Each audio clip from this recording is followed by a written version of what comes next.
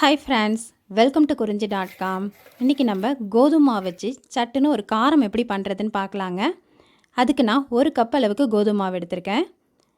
நம்ம கோதுமை மாவு வச்சு ஸ்வீட் வீடியோ போட்டப்போ அதில் நிறைய பேர் கேட்டிருந்தாங்க கோதுமை மாவு வச்சு காரம் எப்படி பண்ணுறதுன்னு. அதுக்காக இந்த வீடியோ போட்டிருக்கேன். இது ரொம்ப காரசாரமாக ரொம்ப நல்லாயிருக்கும். டீ கூட சர்வ் பண்ணாக்கா அவ்வளோ நல்லாயிருக்குங்க இது. இப்போ இதில் காரத்துக்கு ஒரு அரை ஸ்பூன் மிளகாய்த்தூள், அரை ஸ்பூன் உப்பு, 2 பிஞ்ச் அளவுக்கு மஞ்சள் தூள், இது கூட கொஞ்சமாக பெருங்காயத்தூள் சேர்த்து செய்யும்போது இதோட வாசனை ரொம்ப நல்லாயிருக்கும்.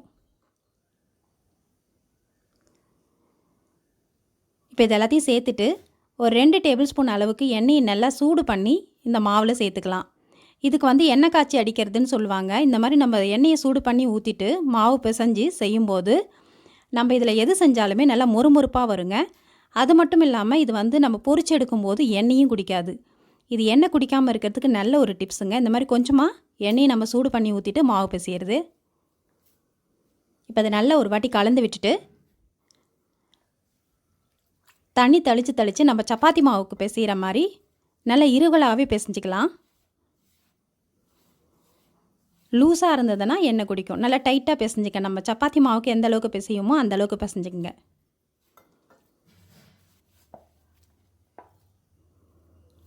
ரொம்ப ஈஸியாக அந்த காரத்தை நம்ம செஞ்சிடலாங்க. நம்ம லஞ்ச் முடிச்சுட்டு இந்த மாவு பிசைஞ்சு வச்சிட்டோம்னா ஒரு 4-4:30 மணிக்கெலாம் நம்ம இதை எடுத்து உருட்டி பொரிச்சிடலாம். இப்போ இந்த அளவுக்கு நல்லா மாவு பிசைஞ்சிட்டு இதை ஒரு தட்டு போட்டு மூடி ஒரு 10 நிமிஷமாவது நல்லா ஊற விட்டுடுங்க. இப்போ நம்ம அந்த எண்ணெயை சூடு பண்ணி ஊற்றுறதுனால மாவில் வெள்ளை வெள்ளையாக தெரியுது பாருங்கள். அது நம்ம அந்த எண்ணெயை சூடு பண்ணி ஊற்றுறதுனால வர்றது. இதுதான் நமக்கு நல்ல ஒரு பொறப்பொறப்பை கொடுக்கும். இப்போ இதை உங்களுக்கு தேவையான அளவுக்கு உருண்டை பிடிச்சிடலாம்.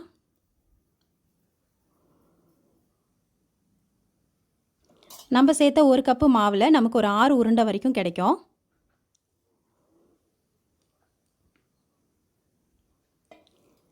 இப்போ நம்ம இதை சப்பாத்தி மாவுக்கு உருட்டுற மாதிரியே கோதுமை மாவு தொட்டே நம்ம உருட்டிக்கலாம்.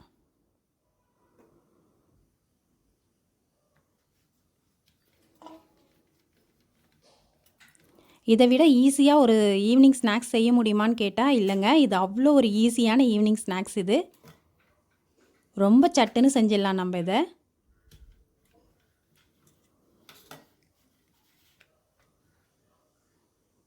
இப்போ நம்ம இதை 4ஆக கட் பண்ணிக்கலாம்.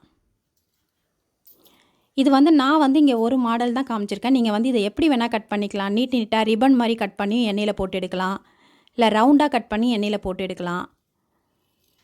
இப்போ நம்ம இந்த மாதிரியே கட் பண்ணி எண்ணெயில் பொரிச்சு எடுக்கலாம். அப்படி பொரிச்சோம்னா இது பூரி மாதிரி உப்பிடும். நமக்கு மெலிசா மொறுமொறுன்னு வேணும்னா இதுக்கு நடுவில் நம்ம கொஞ்சம் கொஞ்சமாக கத்தியால் கீறி விட்டுட்டோம்னா அது உப்பாமல் மெலிசா நல்லா மொறுமொறுன்னு கிடைக்கும் நமக்கு. அதுக்காக சின்ன சின்ன கோடுகள் போட்டுக்கிறேங்க அந்த மாதிரி.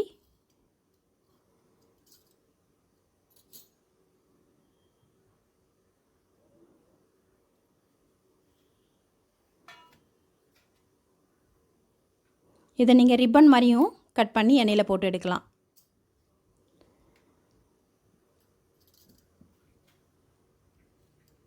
ஒரு நாளைக்கு இந்த மாதிரி ஷேப்பில் கட் பண்ணி போடலாம். ஒரு நாளைக்கு ரிப்பன் ஷேப்பில் கட் பண்ணி போடலாம்.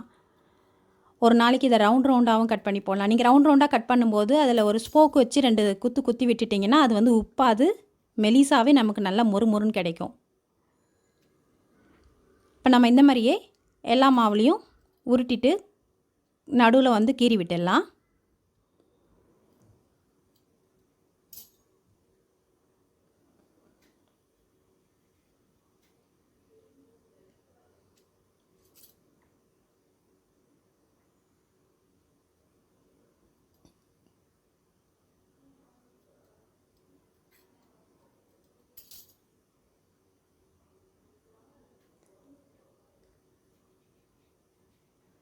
இப்போ நான் எல்லா மாவும் இந்த மாதிரி உருட்டிட்டு ரெடி பண்ணிட்டேங்க. அது மட்டும் இல்லாமல் இது நமக்கு செலவே இல்லாத ஒரு ஈவினிங் ஸ்நாக்ஸுங்க. வெறும் கோதுமை மாவு மட்டும்தான் நம்ம இதை வச்சு செய்ய போகிறோம். இப்போ இதுக்கு எண்ணெயோட இது மிதமான சூட்டில் இருக்கணும். ரொம்ப ஓவர் சூடாக இருந்தாலும் நீங்கள் போட்ட உடனே தீஞ்ச மாதிரி ஆகிடும். அதனால் மிதமான சூட்டில் வச்சு இதை பொரிச்சு எடுத்துருங்க.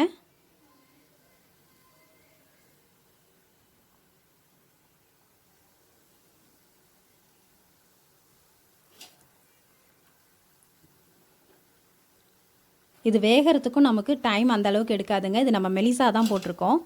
இது பார்க்குறதுக்கு பிங்கோ ட்ரையாங்கிள் அந்த சிப்ஸில் வர ஷேப்லேயே இருக்கிறதுனால குழந்தைங்களும் இதை விருப்பப்பட்டு சாப்பிடுவாங்க.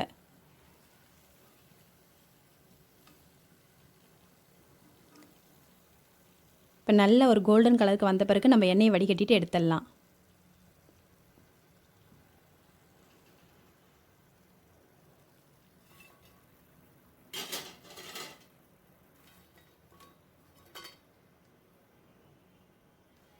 இப்போ நான் வந்து கொஞ்சம் பெருசு பெருசாக போட்டிருக்கேன். நீங்கள் வந்து இன்னும் கொஞ்சம் சின்ன சின்னதாகவும் போடலாம்.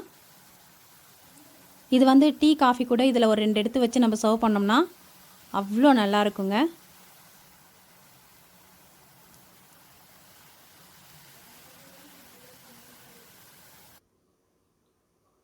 நம்ம எல்லா மாவும் இந்த மாதிரி பொரிச்சு எடுத்தாச்சு.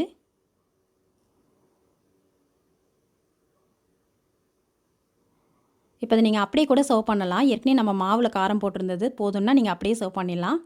இருந்தாலும் இதுக்கு மேலே கொஞ்சமாக மிளகுத்தூளும் கொஞ்சம் சாட் மசாலா, இது ஆப்ஷனல் தான், உங்களுக்கு வேண்டான்னு நீங்கள் இதை அவாய்ட் பண்ணிக்கலாம். தூவிட்டு நல்லா குலுக்கிட்டு கொடுக்கும்போது சாப்பிட்றதுக்கு ரொம்ப நல்லாயிருக்கும்.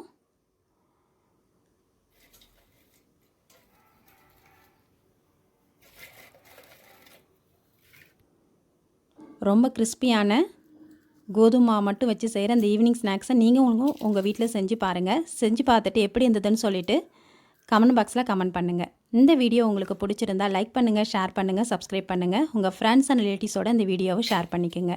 நன்றி, வணக்கம்.